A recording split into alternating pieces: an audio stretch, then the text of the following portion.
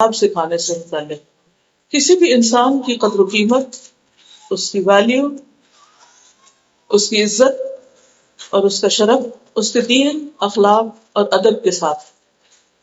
باطنی طور پر کسی انسان کے اندر کتنا تقویٰ، اللہ سے کتنا ڈرتا ہے۔ قرآن مجید میں اللہ تعالیٰ فرماتے ہیں ان اکرمکم عند اللہ اتقاکم، تم میں اللہ کے نزدیک سب سے زیادہ عزت والا، سب سے زیادہ معزز کون ہے؟ وہ جس کے اندر سب سے زیادہ تقویٰ، سب سے زیادہ اللہ کا ڈر ہے۔ ہم میں سے ہر شخص یہ چاہتا ہے کہ اس کو عزت اور احترام ملے، ہر شخص یہ چاہتا ہے کہ اس کا کوئی مقام ہو، اس کی کوئی پہچان ہو، اس کو لوگ اہمیت دیں، اور اگر آخرت کا خیال آئے تو اس کے بارے میں بھی ہم سوچتے ہیں کہ ہمیں وہاں پر بھی اللہ سبحانہ و تعالیٰ کی طرف سے مغفرت، بخشش اور جنت کی خوشخبری ملے، اللہ کی رضامندی حاصل ہو۔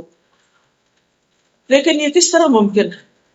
یہ اسی وقت ممکن ہے جب انسان کے اندر تقوی وہ قوت ہے جس کی بنا پر انسان گناہوں سے بچتا ہے اور نیکیوں کی طرف لپکتا ہے۔ جب انسان کے اندر تقوی ہوتا ہے تو وہ صرف اندر نہیں رہتا، اس کی روشنی، اس کے اثرات اس کی بیرونی زندگی میں، اس کے خارج میں، یعنی اس کے مینرز، آداب، اخلاق اور کردار کے اندر وہ تمام چیزیں جھلکنے لگتی ہیں۔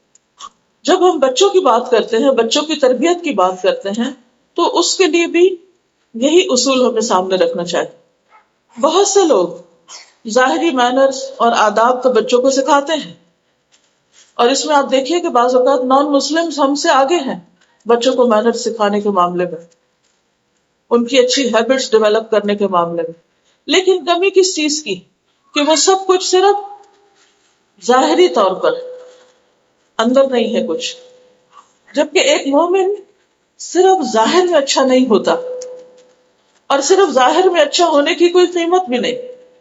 اس کی ویلیو اسی وقت ہے جب وہ باطن اور ظاہر دونوں میں اچھا ہو، جب اندر بھی تقویٰ ہو، خدا کا خوف ہو، خشیت ہو، اور اس کے باہر بھی وہ آداب اور اخلاق سے خوبصورت بنا، یعنی اس کی خوبصورتی اس کے آداب اور اخلاق کے ساتھ ہو۔ یہ آداب اور یہ اخلاق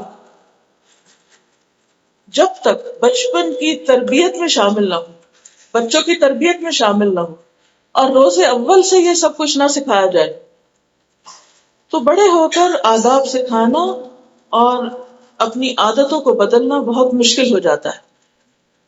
اس لیے بہت ضروری ہے کہ ہم اپنے بچوں کو ابتدا سے ہی وہ آداب اور وہ اخلاق دیں جو قرآن و سنت سے ہم ماخوذ ہے اور جو مطلوب ہے، کیونکہ کسی بھی قوم اور کسی بھی امت کی قوت اس کے افراد کی قوت ہے۔ اس کے افراد کے اندر کیسا اخلاق اور کیسے قیم اور ویلیوز ہیں۔ اگر وہ نہیں تو پھر امت کیا ہے؟ ایک بھیڑ ہے۔ انسان اور جانور میں فرق یہی ہے کہ انسان آداب اور اخلاق رکھتا ہے، جبکہ جانوروں کے اندر وہ چیز نہیں ہوتی۔ مثلا کھانے پینے کی بات ہے جہاں، تو جانور بھی کھاتے ہیں، کوئی زی روح کھائے پیے بغیر زندہ نہیں رہ سکتا۔ لیکن فرق کس چیز کا ہے؟ جانوروں کے کھانے اور انسان کے کھانے میں کیا فرق ہے؟ جانور بھی سوتے ہیں، ان کے سونے اور ہمارے سونے میں فرق کس چیز کا ہے؟ جانوروں کو بھی اللہ نے ایک لباس دیا ہوا ہے، اس لباس میں اور ہمارے لباس میں فرق کس چیز کا ہے؟ پھر اسی طرح ان کی بھی زندگی کا ہر دن صبح سے شام تک ایک خاص قسم کی مصروفیت میں ہوتا ہے،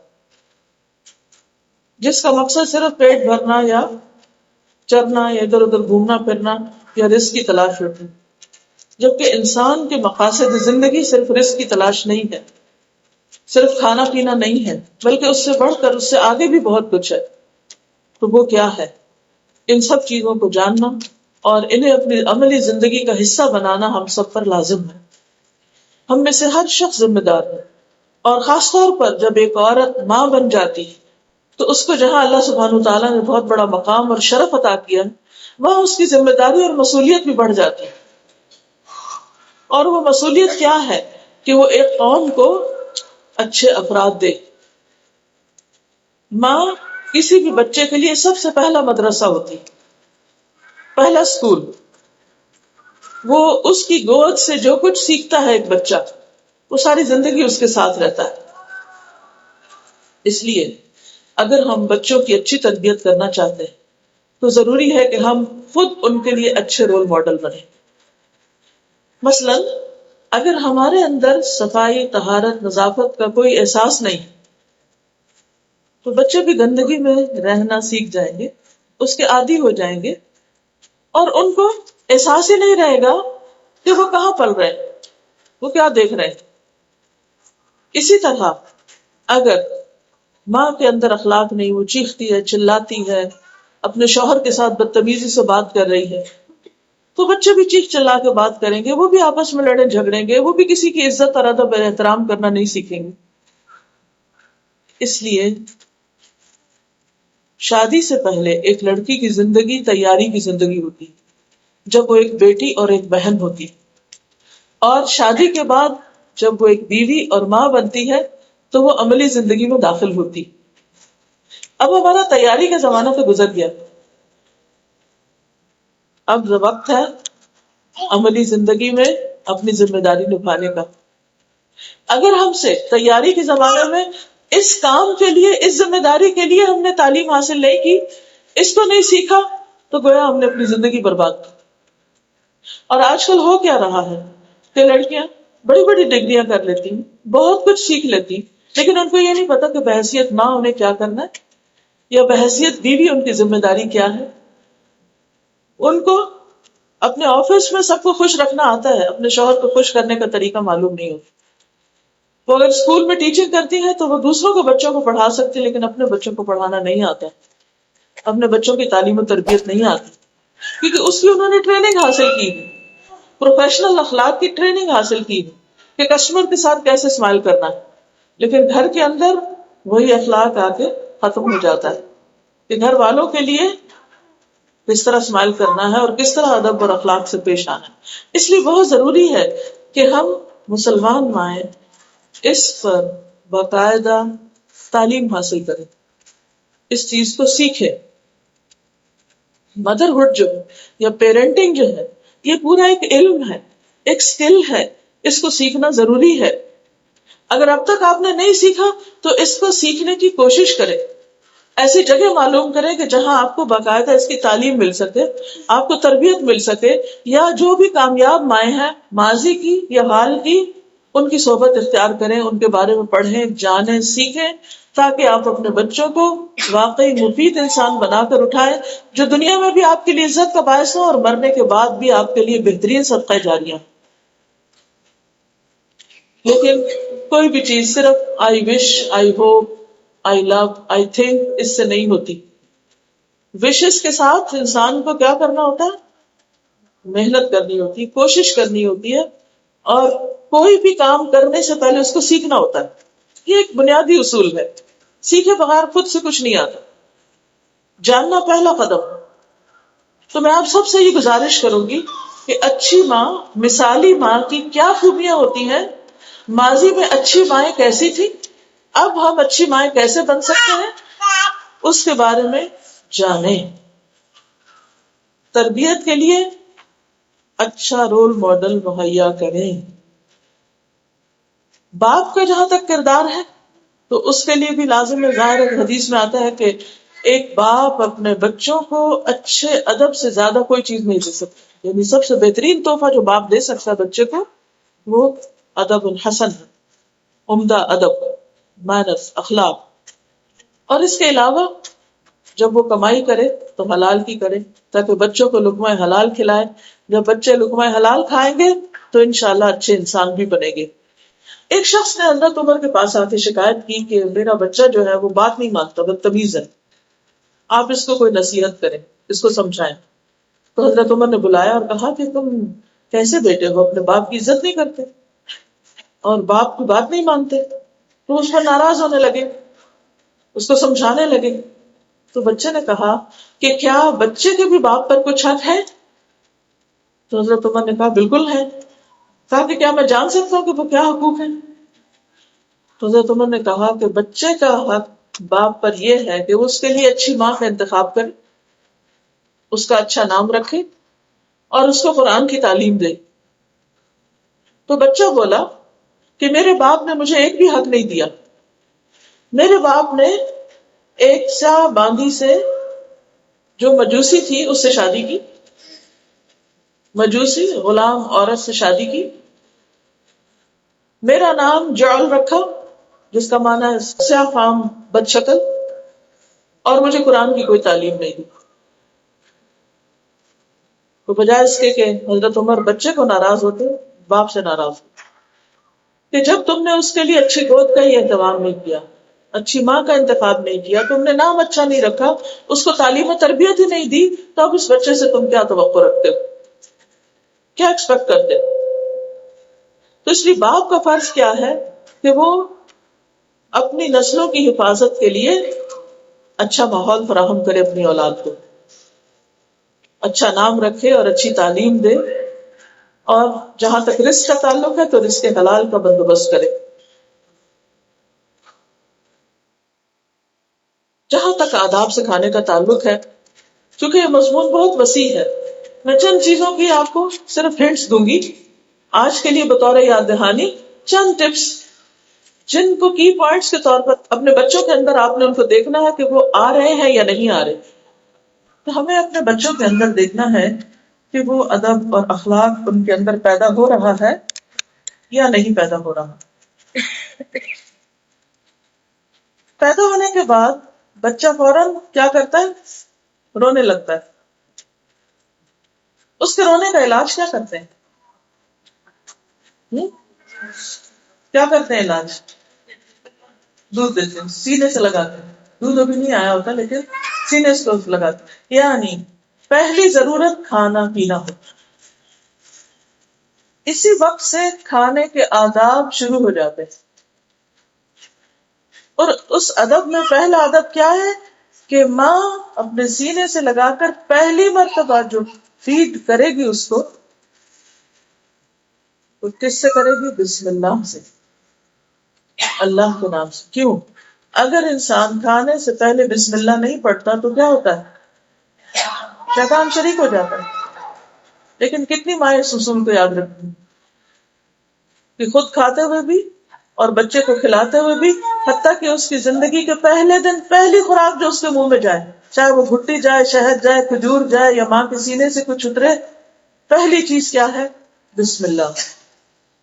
کیونکہ نبی صلی اللہ علیہ وسلم نے ام سلمہ کے بیٹے کو کہا تھا کہ یا غلام سم اللہ تعالی وکل بیمینک وکل مما یلیک، اے بیٹے بسم اللہ پڑھ کر کھاؤ، سامنے سے کھاؤ، دائیں ہاتھ سے کھاؤ.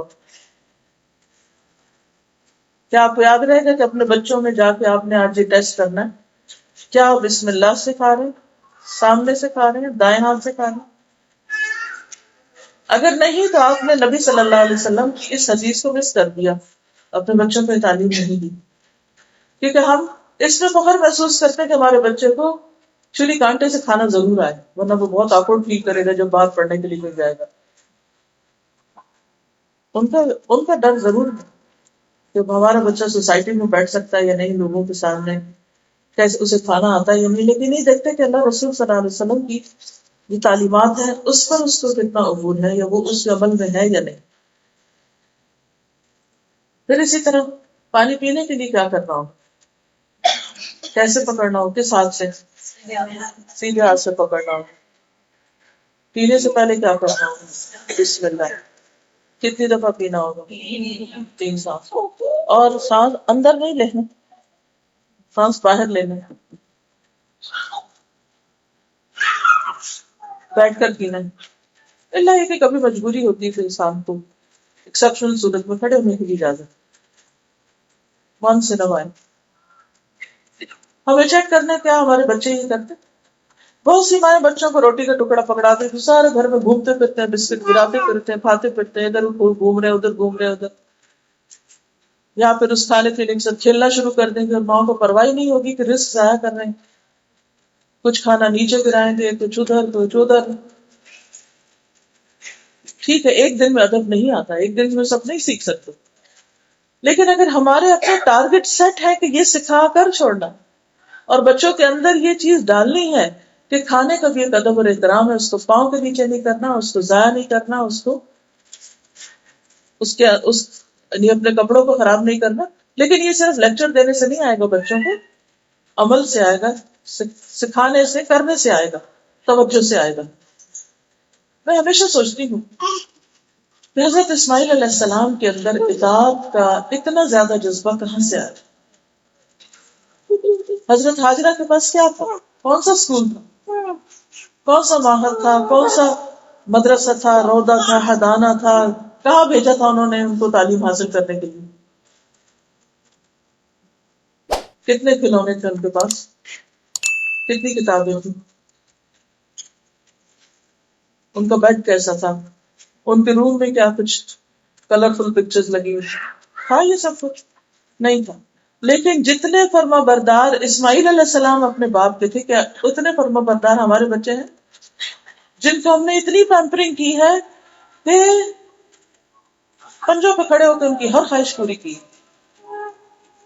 انہیں دھوپ نہ لگے، ان کو کوئی تکلیف نہ پہنچے، ان کو ہر وہ چیز ملے جو وہ چاہتے ہیں، چاہے وہ صحیح ہے یا غلط. اور اگر ہمارے بچوں کے پاس لیٹسٹ کھلونا نہ ہو تو ہم ان پہ رحم کرتے ہیں اور تکلیف محسوس کرتے ہیں، اور بعض وقت رونے بھی لگتے ہیں کہ ہائے ہمارے بچے ہی تو محروم ہو گئے اس دنیا سے. حالانکہ یہ محرومی کوئی بڑی محرومی نہیں، اگر وہ ادب اور اخلاق سے محروم ہے تو یہ اصل محرومی ہے، اگر دین اور ایمان سے محروم ہے تو یہ اصل محرومی ہے. اگر وہ والدین کے فرما بردار نہیں اور کبیرہ گناہ کا ارتکاب کر رہے ہیں. آپ کو معلوم ہے کہ اللہ کے ساتھ شرک کے بعد سب سے بڑا گناہ کیا ہے؟ والدین کی نافرمانی. کیونکہ اللہ سبحانہ وتعالیٰ نے بار بار قرآن مجید میں کس چیز کا حکم دیا؟ وَاعْبُدُوا اللَّهَ وَلَا تُشْرِكُوا بِهِ شَيْئًا وَبِالْوَالِدَيْنِ إِحْسَانًا. کیا ہمارے بچوں کو والدین کے ساتھ احسان کرنا آتا ہے؟ اور احسان کیا ہوتا ہے؟ کہ جو والدین نے ہمارے ساتھ کیا اس سے بھی اچھا ہم ان کے ساتھ کریں. کیونکہ بہت دفعہ ہم یہ جسٹیفائی کرتے ہیں ہمارے ماں باپ نے ہمارے لیے کیا کیا، ہمارے ماں باپ نے یہ بھی زیادتی کی، یہ بھی کی، یہ بھی نہیں دیا، وہ بھی نہیں دیا، ایسا بھی نہیں کیا، ویسا بھی نہیں کیا، اور پھر اس پر اپنے آپ کو تسلی دے دیتے ہیں کہ ہمیں بھی کچھ کرنے کی ضرورت نہیں. تو اگر ہم بچوں کو وہ سکھائیں گے جو اللہ کی نگاہ میں پسندیدہ ہے تو انشاءاللہ وہ ہمارے بھی فرما بردار بنے. ہمیں ان کو اللہ کا فرما بردار بنانا ہے، اس لیے نہیں اپنی اطاعت کا خوگر بنانا کہ ہم نے ان پر احسان کیا، اس لیے کہ اللہ کا حکم ہے. ہمیں بچوں کو اپنے احسان نہیں یاد دلانے، ہم نے تمہیں دودھ پلایا، ہم نے تم کو کھلایا، ہم نے یہ کیا، ہم نے وہ کیا، نہیں. اس لیے کہ یہ اللہ کا حکم ہے تمہارے لیے کہ تم اپنے والدین کی بات مانو. اور اس میں صرف ہم عورتیں نہیں آتی، باپ بھی آتے ہیں. بہت سی خواتین اپنے حق تو خوب جتاتی ہیں لیکن باپ کا حق نہیں بتاتا. حضرت ابراہیم علیہ السلام جو ہمیشہ دور رہے بیٹے سے، ماں نے ان کو اللہ کی اطاعت بھی سکھائی اور باپ کی اطاعت بھی سکھائی. اسی لیے جب وہ آئے اور انہوں نے بیٹے کو کہا کہ میں نے خواب میں دیکھا ہے کہ میں تمہیں ذبح کر رہا ہوں، تو بیٹے نے کہا یا ابت افعل ما تؤمر ستجدنی انشاء اللہ من الصابرین، کہ ابا جان آپ کر لیجئے جو آپ چاہتے ہیں، جو آپ کو حکم ملا ہے، آپ مجھے صبر کرنے والوں میں پائیں گے. ٹین ایجر ہیں، صبر کرنا آتا ہے. ستجدنی انشاء اللہ من الصابرین. کیا ہمارے ٹین ایجرز میں صبر ہے؟ کیا ان کے اخلاق اور آداب میں صبر ہے؟ نہیں. کہاں کمی ہوئی؟ کہاں ہماری کوتاہی ہے؟ ہماری کوتاہی ہے لیکن ہم بلیم کرتے ہیں ماحول کو. ماحول اچھا نہیں ہے، اسکول اچھے نہیں ہے، لوگ اچھے نہیں ہیں، کمپنی اچھی نہیں ہے، فوڈ اچھی نہیں ہے، ایسا ہے، سب کچھ اپنی جگہ، لیکن ہماری بھی تو کوئی ذمہ داری بنتی. وہ ذمہ داری کیا ہے اور ہمیں اس کو کس طرح نبھانا ہے یہ ضروری ہے دیکھنا. پھر اس کے بعد یہ ہے کہ کھانے کے آداب میں ہر قسم کے کھانے کی عادت ہونی چاہیے، صرف فاسٹ فوڈ نہیں، صرف زبان کا ٹیسٹ نہیں. ہیلدی ایٹنگ ہیبٹس بہت ضروری ہیں اچھی صحت اور اچھے کام کے لیے. کیونکہ انسان جب تک اس کی کھانے پینے کی عادات ٹھیک نہ ہو، اس کی سلیپ پیٹرن ٹھیک نہیں ہو سکتا، سلیپ پیٹرن ٹھیک نہ ہو، اس کی اسٹڈیز ٹھیک نہیں ہو سکتی، اس کے باقی کام ٹھیک نہیں ہو سکتے. آغاز ہوتا ہے کھانے پینے سے. اگر بچہ بھوکا ہے تو وہ روئے گا روئے گا. اگر بچہ بھوکا ہے تو اس کا دماغ بھی کام نہیں کرے گا، وہ اسکول جائے گا تو وہاں بھی کچھ کرنے کے نہیں آئے گا. دیکھیں، رزق حلال اور ہیلدی فوڈ اور وقت پر کھانا. پھر اسی طرح یہ کہ کھانا نکالنا، منہ میں ڈالنا، لقمہ چبانا اور اس میں چپ چپ کی آواز نہ آنا، اور وہ سارے مینرز جو ہر طرح کی کتابوں میں ملتے ہیں وہ آپ خود پڑھ لیجئے ڈیٹیل کے ساتھ کہ کیا کیا ہونا چاہیے کیا نہیں، اور ان کو سکھانے کی کوشش کیجیے. کھانے پینے کے بعد دوسری چیز جس کی انسان کو ضرورت ہوتی ہے وہ ہے لباس. لباس میں کیا کیا آداب ہے لباس کے. ایک کتاب ہے اردو میں آداب زندگی، اس میں لباس کے آداب بھی ہیں اور بھی ہیں. منہاج المسلم، اس کے اندر بھی بہت سے آداب لکھے ہیں اور کتابیں بھی ہوں گی. تو بیسک کون سے آداب ہے لباس کے جو ضروری ہیں؟ مثلا یہ کہ دائیں جانب سے پہنا جائے، پہلے دایاں بازو پھر بایاں بازو. پھر اس کے بعد یہ کہ لباس ایسا ہو کہ جو حیا کے تقاضے پورے کرتا ہو، لڑکوں کے لیے بھی لڑکیوں کے لیے بھی. بعضوں کا اتنا افسوس ہوتا ہے کہ مارکیٹ بڑی پڑی ہیں ایسے کپڑوں سے کہ جن میں حیا نہیں ہے، اور بیسک جو سطح ڈھانپنے کی چیز ہے وہ بھی نہیں ڈھانپنے کو معلوم بچوں کو. بڑوں کو نہیں تو بچوں کو کہاں سے معلوم ہوگا. پھر اسی طرح یہ ہے کہ ایسے لباس نہ ہو جن پہ بہت زیادہ تصویریں بنی ہوئی ہوں، کیونکہ ہم بچپن سے ان کو کارٹونوں والے لباس پہنانا شروع کر دیتے ہیں، جس کے نتیجے میں ان کا دماغ بھی مست ہوتے رہ جاتا ہے، کیونکہ ہر وقت وہ وہی دیکھ رہے ہیں، ٹیلی ویژن کی اسکرین پہ وہی دیکھ رہے ہیں، تصویروں میں وہی دیکھ رہے ہیں، کھانے پینے کی چیزوں کے اوپر بھی وہی چیزیں بنی ہوئی ہیں، کپڑوں پہ بھی وہی بنے ہوئے ہیں. ایک کارٹونوں کی دنیا میں رہ رہے ہیں، غیر حقیقی دنیا میں. اس کے بھی اثرات بچوں کے ذہن پر ہوتے ہیں کہ وہ سیریس نہیں ہوتے زندگی میں، سنجیدگی اختیار نہیں کرتے اور مہذب طریقے سے کام کرنا نہیں آتا. پھر اسی طرح ایک لڑکوں کو لڑکیوں جیسا لباس نہ پہنا ہے، لڑکیوں کو لڑکوں جیسا لباس نہ پہنا ہے، لڑکیوں کو لڑکی اور لڑکے کو لڑکا ہی رہنے دے. پھر اسی طرح انسان کی ضروریات میں سے نیند ہے، تو سونے جاگنے کے آداب ان کو سکھائیں کہ کیسے سونا ہے. دائیں ہاتھ کو دائیں گال کے نیچے رکھے، بسم اللہ پڑھ کے دعا پڑھ کے، اور پھر رات کو سونے سے پہلے اگر ہو سکے تو وضو کرنے کی عادت بچپن سے ہی ڈال دی جائے، کیونکہ اتنی خوبصورت چیز ہے کہ جو شخص وضو کے ساتھ رات کو سوتا ہے رات بھر فرشتے اس کے لیے بخشش کی دعا کرتے. ہم سو رہے ہیں اور ہمارے لیے دعائیں ہو رہی ہیں، لیکن بچپن سے چونکہ عادت نہیں ہوتی اس لیے کسل مندی ہوتی ہے. اچھا نیند آ رہی ہے، کوئی پتہ نہیں، جہاں پڑے وہیں سو گئے، ٹی وی دیکھتے دیکھتے سو گئے، صوفے پہ سو گئے، ادھر سو گئے ادھر سو گئے، کوئی آداب نہیں ہے سونے کی.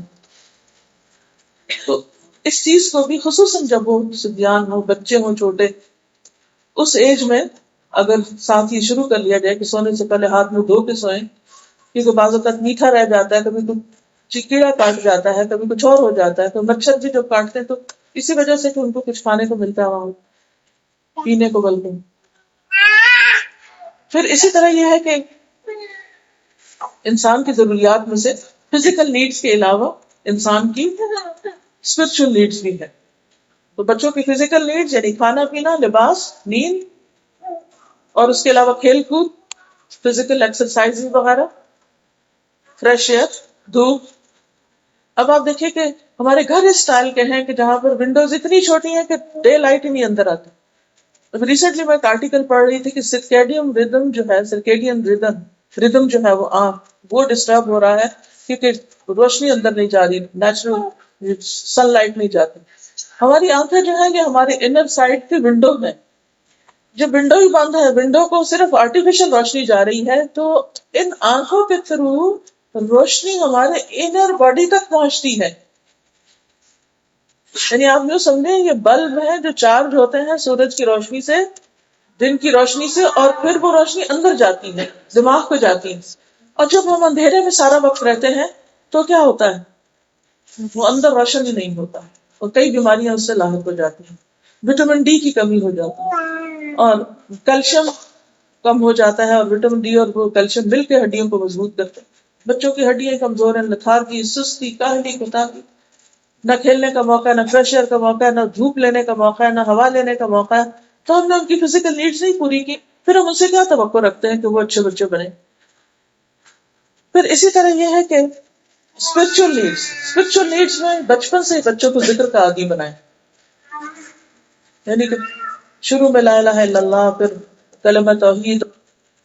توحید بچپن سے ہی راسخ کرے ذہن میں. اللہ کہاں ہے، اللہ ایک ہے.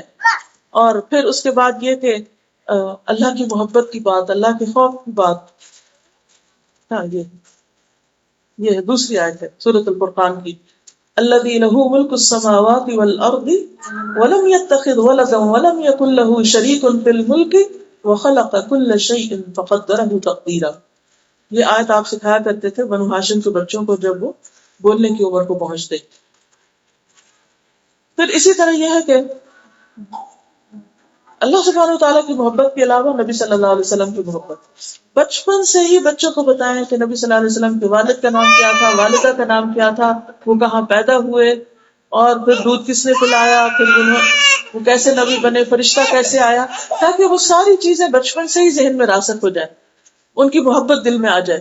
پھر تمام انبیاء، قصص النبیین، ذرا بڑے ہوں تو سٹوریز میں سنڈریلا کی کہانیاں نہیں بلکہ انبیاء کے قصے. انبیاء کے قصوں میں حضرت آدم سے شروع کر کے محمد صلی اللہ علیہ وسلم تک جتنے بھی قرآن مجید میں آئے ہیں سب کو خود بھی پڑھیے اور ساتھ ساتھ ان کو سنائیے، تاکہ پوری پکچر واضح ہو جائے کہ نبی کیوں آئے، انہوں نے دنیا میں کیا کیا، جن لوگوں نے ان کی بات مانی ان کا انجام کیا ہوا، جنہوں نے نہیں مانی ان کا انجام کیا ہوا. پھر اسی طرح مختلف اذکار گھر سے نکلتے وقت. یہ نہیں کہ بچے کو خود پڑھنا شروع کر دے، گاڑی میں بیٹھے تو ذکر کرنا شروع کر، واش روم میں لے جا رہے ہیں، ابھی بچہ بالکل چھوٹا ہے تبھی سے آپ ذکر خود اونچا بلند آواز میں کریں، باہر آیا ہے تب کریں، کھانا کھانے لگے، کھانے کے بعد جو بھی چھوٹے چھوٹے سارے اذکار ہیں ساتھ ساتھ پڑھتے رہیں تو انشاءاللہ وہ سن سن کر یاد کرتے رہیں گے. پھر اسی طرح ان کو طہارت کا عادی بنائیں. مجھے اچھی طرح یاد ہے کہ ہم بہت چھوٹے تھے تو ہمارے والد اتنا زیادہ اس بات پر تلقین کرتے تھے کہ نجاست سے بچنا ہے، اور بچپن سے بتایا گیا تھا کہ اگر پاؤں پہ پیشاب کی چھینٹیں پڑے تو عذاب قبر ہوگا. اور ایسا خوف دل میں بیٹھا تھا کہ اتنا زیادہ باریکی کے ساتھ وہ نجاست سے بچنے کی فکر ہوتی تھی. تو اب بعض اوقات ہم دیکھنے میں آتا ہے جیسے کبھی کسی کے گھر میں جائیں تو بچے کھڑے ہو کے واش روم پیشاب کر دیتے، ہر طرف چھینٹے بکھرے ہوئے ہیں، فلش نہیں کرتے، ٹوائلٹ گندا ہے، ٹوائلٹ کی سیٹ اوپر سے گندی ہے. بعض اوقات ٹیشو پیپر پھاڑ پھاڑ کے بچے، ابھی پچھلے دنوں جہاز کے اندر ٹوائلٹ جو تھا وہ اوور فلو کر رہا تھا کیونکہ کسی بچے نے جا کے سارے ٹیشو جو آس پاس تھے وہ سارے اس کے اندر پھینک دیے. اگر ہمیں پتہ ہے ہمارا بچہ ایسا غلط کام کرتا ہے تو ہمیں خود واچ کرنا چاہیے کہ اندر کیا کر کے آیا، اور اگر اس کو نہیں عادت صاف کرنے کی تو خود پیچھے سے صاف کر کے نکلے تاکہ کسی کو ہمارے کسی عمل کی وجہ سے اذیت نہ ہو. اب آپ خود سوچیں کیا مسلمان ہیں، طہور شطر الایمان، وہ ایمان کا حصہ ہے. اس کا مطلب یہ کہ اگر طہارت نہیں تو ایمان مکمل نہیں، عبادات نہیں. یہ کہاں سے شروع ہوگا؟ یہ اچھے برے کا فرق بچپن سے پتہ چلے گا. پھر آپ دیکھیے کہ بچہ جب گھر سے باہر نکلتا ہے، مسجد جاتا ہے یا کسی کے وزٹ پہ جاتا ہے تو مسجد کے آداب سکھائیے. بچوں کو مسجد آنے سے منع نہیں کیا گیا، لیکن ہم عام طور پر مائیں کیا کرتے ہیں، مسجد میں لا کے بچوں کو چھوڑ دیتے. خود تو ہم نماز پڑھنا شروع کر دیتے اور بچے وہ دھوم مچاتے اور سب نمازیں کو ڈسٹرب کرتے ہیں. بعض اوقات دوسروں کے بیگ جا کے کھولنا شروع کرتے اور اس میں سے چیزیں نکال لیتے. ان کو نہیں معلوم کہ چوری ہے یا کسی کی چیز کو ہاتھ نہیں لگانا، یا یہ تمام اخلاقی خوبیاں جو ہیں ان کو پتہ ہی نہیں ہے کہ کیا ان کے لیے جائز اور کیا نہیں. پھر یہ کہ مسجد میں چیخنا، چلانا، شور مچانا، ادھم مچانا، ٹھیک ہے، تھوڑی بہت حرکت، کھیل کود اس کی اجازت ہے. نبی صلی اللہ علیہ وسلم جب خطبہ دے رہے ہوتے تھے یا نماز پڑھا رہے ہوتے تھے تو بچے پیٹھ پہ آ کے بیٹھ جاتے تھے. آپ کی نوازی جو ان کو آپ نے اپنے کندھے پر بٹھا کر بھی نماز پڑھائی امامہ رضی اللہ تعالیٰ عنہا کو. لیکن اس کا یہ مطلب نہیں کہ ہم ان کو بالکل ان اٹینڈڈ چھوڑ دیں اور وہ جو جی چاہے کرے. یہ درست نہیں ہے طریقہ. نہ تو اتنی سختی کرے کہ وہ مسجد آنے سے گھبرائے، اور نہ ہی ان کو ایسا چھوڑ دیں ڈھیلا کہ اس کے بعد وہ ہر حدود جو ہے وہ ان کو پھلانگ جائے. اسی طرح دین کے حلقے، اچھی صحبت، اچھی مجلس. اگر آپ لوگوں کا خود دوستوں کا انتخاب اچھا ہوگا تو وہ بچوں کے اوپر ڈائریکٹ اثر کرے گا. بعضوں کو تو اپنی ماں سے زیادہ اپنی خالہ سے، اپنی اماں کی دوست سے، اپنی اس کمپنی سے سیکھتے ہیں جس میں وہ ماں باپ کے ساتھ جاتے ہیں. اور المرء علی دین خلیلہ، انسان اپنے دوست کے دین پر ہوتا ہے. انسان کو یہ دیکھنا چاہیے کہ وہ کس کو دوست بنا رہا ہے. المرء مع من احب، انسان اسی کے ساتھ ہے جس سے وہ محبت کرتا ہے. پھر اسی طرح جیسے کسی مجلس میں کوئی شخص بغیر ارادے کے بھی آ کے بیٹھ گیا تو آپ صلی اللہ علیہ وسلم فرمایا اس کی بھی بخشش ہو گئی، کیونکہ ہم القوم لا یشقی بہم جلیسہم، کہ ان کے ساتھ بیٹھنے والے بھی بدبخت نہیں جو نیک لوگوں کے ساتھ بیٹھتے ہیں. یعنی وہ خود نہیں، احب الصالحین ولست منهم لعل اللہ یرزقنی صلاحا، میں محبت رکھتا ہوں صالح نیک لوگوں سے، حالانکہ میں خود نیک نہیں ہوں، شاید کہ اللہ تعالیٰ مجھے بھی نیکی کی توفیق عطا فرمائے. کیونکہ انسان جن لوگوں میں بیٹھتا ہے، جن لوگوں کے ساتھ اس کی دوستی ہوتی، اس دوستی اور اس کمپنی کا اثر ہوتا ہے. تو بچوں کو اچھے دوست دیں، بچوں کے دوستوں پر نظر رکھیں، بچوں کو بڑوں کی کمپنی میں لے جا کر اس میں بیٹھنے کے ادب آداب سکھائیں، اور پھر اس میں گفتگو کے آداب خود بخود آتے ہیں کہ بڑوں کو سلام کیسے کرنا ہے، بڑوں کے ساتھ بات کیسے کرنی ہے، کس طرح تمیز کے ساتھ رہنا ہے، سچ جھوٹ کے بارے میں بتایا جائے، امانت کے بارے میں، عہد کی پابندی کے بارے میں. پھر یہ کہ حیا سکھایا جائے، مروءت سکھائی جائے، فخر سے پرہیز سکھایا جائے. پھر اسی طرح یہ کہ بہت زیادہ باتیں نہ کرنے دی جائیں جو بڑے بیٹھے ہوں، کیونکہ کہا جاتا ہے کہ یہ بھی خبیث النفس ہونے کی علامت کہ انسان صرف خود ہی بات کرے مجلس میں اور دوسرے کسی کو نہ بولنے دے. تو بچے بھی بولیں، لیکن صرف یہ نہیں کہ بچے ہی بولتے رہیں اور بڑوں کو بولنے کا موقع نہ ملے.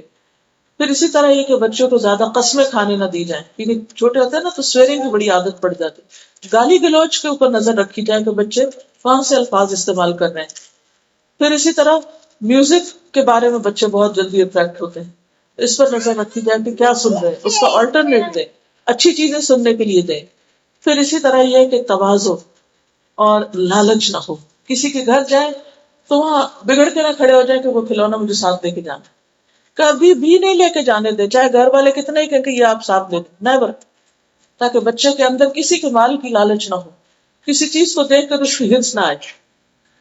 فوراً جب دنیا میں ایسی چیزیں دیکھتے ہیں بچے، بعض اوقات دوسروں کی گاڑیاں دیکھتے ہیں، دوسروں کا گھر دیکھتے ہیں، تو ان کے دل میں ایک تما آتی ہے ہمارے پاس کیوں نہیں. اس وقت ان کے دل کو مضبوط کیجیے اور جنت کا شوق دلائیے اور آخرت کی بات کیجیے.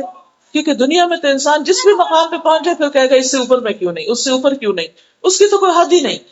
تو کہاں تک ہم دنیا کی دوڑ میں لگے رہیں گے کہ بچوں کو صرف اس سے خوش کرتے رہیں کہ جو ہم سے اونچے ہیں دنیا میں ان کے برابر ہم ہو جائیں اور بچے بھی ساتھ اس دوڑ میں شامل ہو جائیں.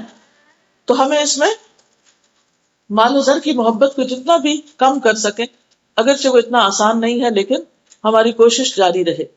پھر اسی طرح یہ ہے کہ تعلقات اور معاملات، نہ لوگوں سے کٹ کے جئیں اور نہ ہی ہر وقت لوگوں میں رہیں. اس میں بہن بھائی ہیں، رشتہ دار ہیں، سب کے نام پتہ ہونے چاہیے. آپ خاص طور پر جب ایکسپیرٹس اپنے گھروں سے ملکوں سے آ جاتے ہیں تو بعض اوقات سال ہر سال ہم رشتہ داروں سے نہیں ملتے. بچوں کو خالہ کا نام نہیں پتا، اپنے خالہ کے بچوں کا نام نہیں پتا، ماموں کا نہیں پتا، چچا کا نہیں پتا، اور رشتہ داروں کا نہیں پتا. ہمارے ماں باپ کا نام، نانی دادی نانا دادا کا نام تک بعض بچے نہیں جانتے ہوتے.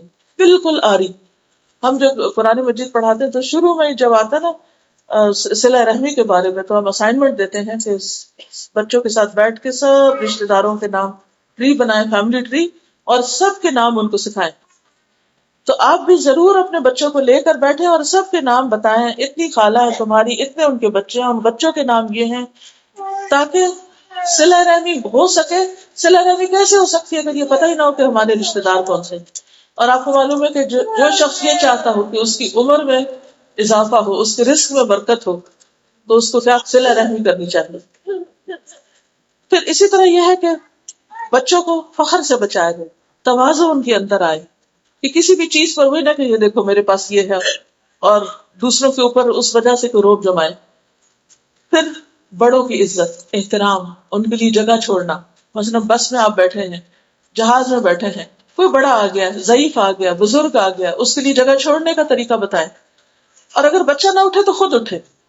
اس سے کیا ہوگا کہ بچے کو دیکھا جائے کہ ہاں ہماری ماں دوسروں کے لیے اٹھ جاتی، تو وہ دیکھ کر بہت سے ایسے ادب آداب کرنا شروع کریں گے. پھر اسی طرح یہ ہے کہ دوسروں کی بات کو توجہ سے سننا، وہ بھی اسی وقت بچے سیکھیں گے جب آپ خود دھیان سے ان کی بات سنیں گے.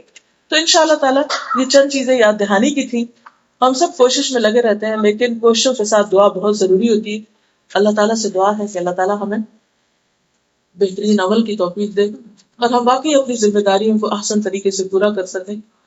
ضروری نہیں ہوتا کہ ہم 24 گھنٹے بچوں کے سر پہ سوار ہوں تو ہی بہت اچھے بچے بنیں گے. جب ہم اپنی زندگی میں بیلنس رکھیں گے، بڑوں کے، چھوٹوں کے، ساتھ والوں کے، اوروں کے، امت مسلمہ کے حقوق ادا کریں گے، اپنی ذات ہی کے لیے نہیں دوسروں کے لیے بھی جئیں گے، تمام انسانیت کے فائدے کے لیے کوشش کریں گے، تو وہ خیر بھی اللہ تعالیٰ ہماری نسلوں میں لوٹائے گا. اللہ تعالیٰ سے دعا ہے کہ وہ ہمیں عمل کرنے والا بنائے. وآخر دعوانا ان الحمد للہ رب العالمین.